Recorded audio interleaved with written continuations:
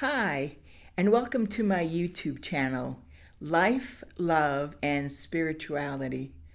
Today's video is called, What Are You Afraid of? Everyone, if we are honest with ourselves, will admit that we are afraid of something. Some people are afraid of a sudden death from a car accident or a heart attack, while other people on the opposite extreme are afraid that they will die a long, slow, horrible death, suffering from a debilitating disease like cancer. People are afraid of another pandemic. They are anxious about the economy in our country and throughout the world. People are afraid of terrorism, violence in our streets, in our schools, in our neighborhoods, and even in our own homes. And then there are people who have phobias, very deep-seated fears that have come about as a result of probably a childhood trauma. All of these are valid and actual fears that all of us deal with. My growing up in Brooklyn, New York, brought me to depth of fear that probably is hard for others who don't live in the city to understand. When I was 11 years old, my grandmother passed away, and when we returned to our apartment following the funeral, we found it ransacked, and my cat had been thrown into the bathroom where she had thrown up. It was an awful feeling knowing that someone else had been through your items, your things, your possessions. We also had numerous cars stolen, never to be heard from again, except on one occasion when we got a call from the New York City Police Department telling us that our car was found and located in a parking lot of a nearby restaurant. Elated, we managed to get to that spot only to find that our car had been completely decimated.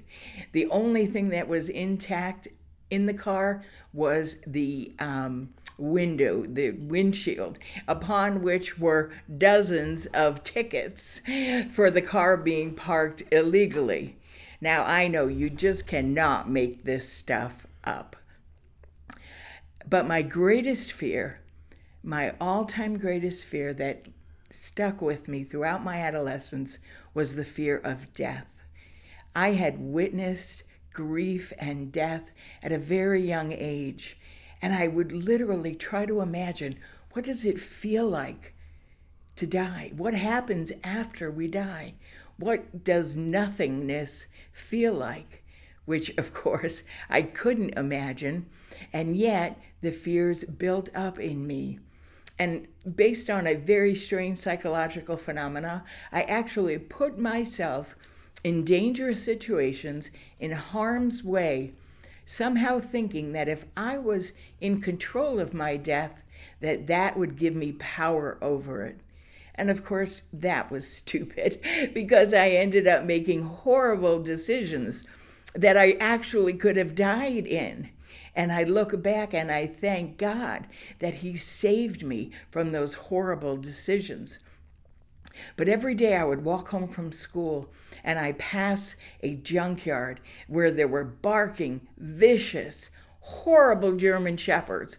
I was sure they were going to break their leashes, break the chains, jump over the fence, and maul me to death.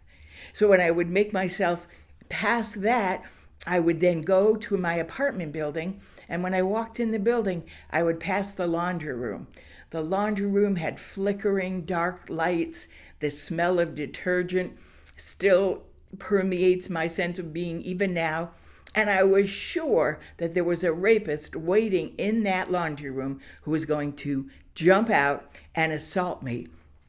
Making my way past that, I'd get to the elevator, take it all the way up to the 6th floor, my apartment, get into the apartment, and I would latch like 6 or 7 deadbolts and locks to make sure that anything outside couldn't get inside. And yet, one day I was home alone, and I heard this knock on the door. And I was too afraid not to answer it because I thought, well, if someone thinks I'm not home, maybe they're going to try to break in. And so I meekishly said, "Who is it?" And I heard, "New York City Police Department, please open the door." And I thought, well, it could be them, or it could be someone pretending to be them. So I unlatched all of the locks except for the one on top so that I could open the door just ajar to see if it truly was a police officer. And it was. And this is what he said: "Ma'am, sorry to bother you, but do you know anything about the dead body that we found on the roof of your building?" I'm like, no. And thereby closed the door. So even in my own home, never knew if it was going to be safe or not. We actually had someone try to break in to our apartment from the fire escape, in the window on the fire escape. And the guy was banging on the window as though it was his apartment. Well, you can imagine why these situations and incidents caused me so much fear. I'd like to say that it was like I was wearing this invisible cloak of fear that no one could see, but was with me all the time. And so that's how I lived my life, with that fear of death. And then as a college student at West Virginia University, I was roommates with a young woman, college student, who asked me to attend a spiritual retreat. And I told her I had no interest in going. But then something or someone, it felt like, was directing me to go. And I literally felt like I had no choice. That story you can find on another YouTube video called My Story that I hope you'll take a minute to listen to.